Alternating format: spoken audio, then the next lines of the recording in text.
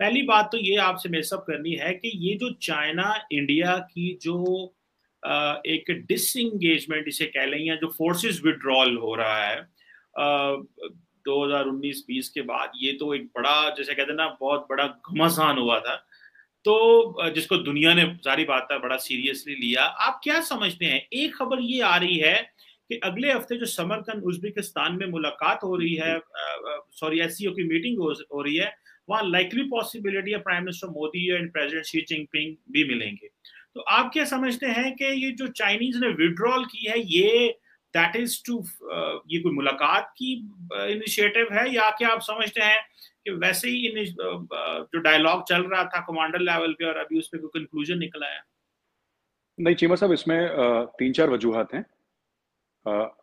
Number one,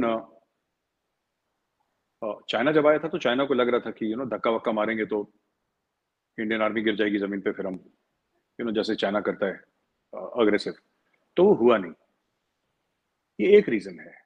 दूसरा reason है जो ताइवान के साथ इसका स्ट्रेस और टेंशन चल रहा है।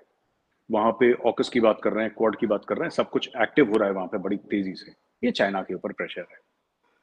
तीसरी जो बड़ी बात है चीमा साहब, कि चाइना की इकोनॉमी अंदर से मार खा रही है। जो रियल एस्टेट उनका बस्ट हुआ है, जो काफी वहां पे कोविड की वजह से उनकी इकोनॉमी को काफी हिट हुआ, और काफी बड़े बड़े ब्रांड्स जो हैं चीमा साहब, एक जिसको हम लोग शॉपिंग मॉल में रिटेल में कहते हैं ना, एंकर ब्रांड्स, कि एक ब्रांड आ जाता है वो फिर यू नो वो आ जाता है तो बाकी देखा देखी आ जाता है। तो उसमें एक जैसे एप्पल है, तो एप्पल ने अब एक खबर और आई थी कि Tata is going to start manufacturing Apple phones, उनकी बात चल रही है। तो अभी तो जैसे हम लोग कह रहे थे ना कि ताइवानीज कंपनी है who has got the contract for, फिर वो सब कॉन्ट्रैक्ट करते हैं चाइना को, इंडिया को, वगैरह वगैरह। तो उस तरीके से हो रहा है, आज भी इंडिया में वैसे ही बन रहा है। लेकिन एप्पल फोन का डायरेक्ट मैन्युफैक्चरिंग टाटा करेगी। और टाटा के पास Tata is worth about 150 billion US dollars. मतलब वाह। कंप्लीट ग्रुप 130 150, उनका 100 बिलियन का तो टीसीएस है सब। टाटा कंसल्टेंसी सर्विसेज तो 100 बिलियन की टीसीएस है। पता नहीं कितना वो ग्रुप कितना बड़ा है, कितना गहरा है, मुझे नहीं पता। And it is not India's biggest group, it is the most respectable, दो ये बात माननी पड़ेगी। टाटा से ज्यादा किसी की इज्जत नहीं है भारत में। जी मैं साहब, एक और बात मैं ये कहना चाहूंगा कि ये सब ना it's a mix and match also. आप जब बात करेंगे, मुझे लगता है कि China will now want to go easy on the line of actual control for a while, but this is not permanent.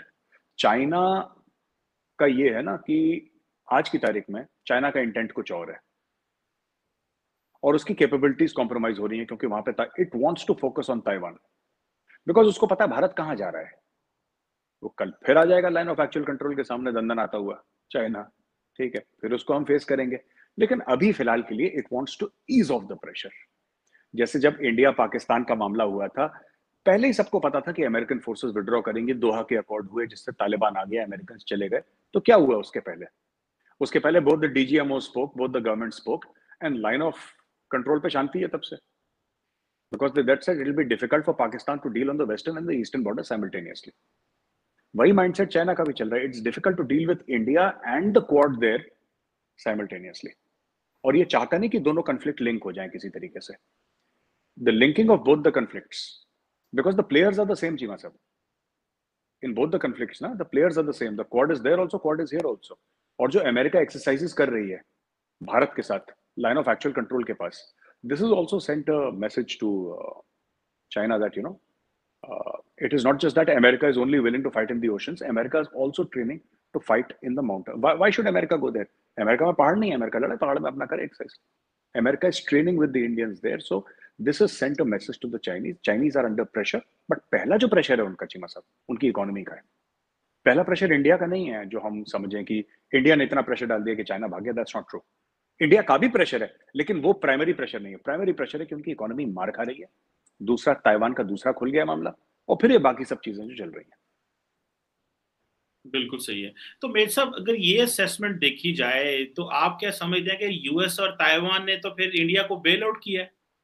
क्योंकि ये जो जैसे आपने खुद भी कहा, और जैसे आपने कहा कि the Chinese can not engage at multiple fronts, तो आप इसको समझते हैं कि चाइना और अगर जो US, sorry, US and Taiwan अगर फॉर अ मोमेंट इंडिया को एक क्राइसिस से बेल आउट कर रहे हैं, तो जो आप ये भी कहते हैं the Chinese will come back, तो फिर ये क्या निगोशिएशन होगी, जो जिसे कहते हैं ना एक गैर यकीनी सूरत हाल, तो it will B for longer.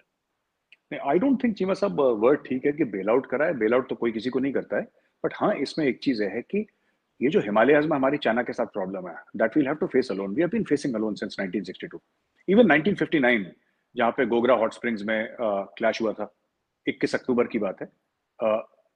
तब का क्लैश आप देख लीजिए, 1962 से पहले क्लैश हो रहे हैं, तो 50s से क्लैश हो रहे हैं चीमा साहब। तो तब तो अमेरिका नहीं था, तब तो ताइवान का इतना कोई मामला था नहीं।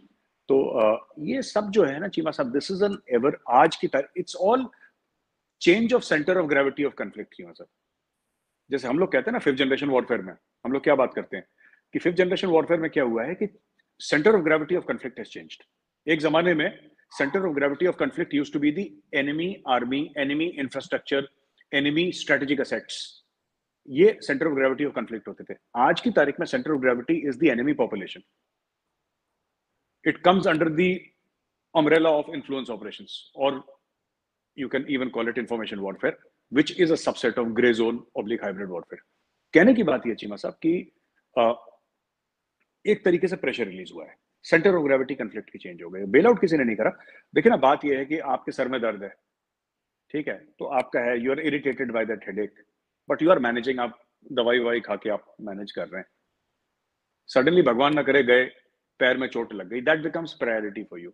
It does not mean that the headache is gone, but आप सर मलने की बजाय अब आप पैर पे अपने लग गए ना, क्योंकि वहां से ब्लीडिंग हो रही है। That is what is happening, it's just shifted focus. एक बार वो होगा, चाइना विल कम बैक।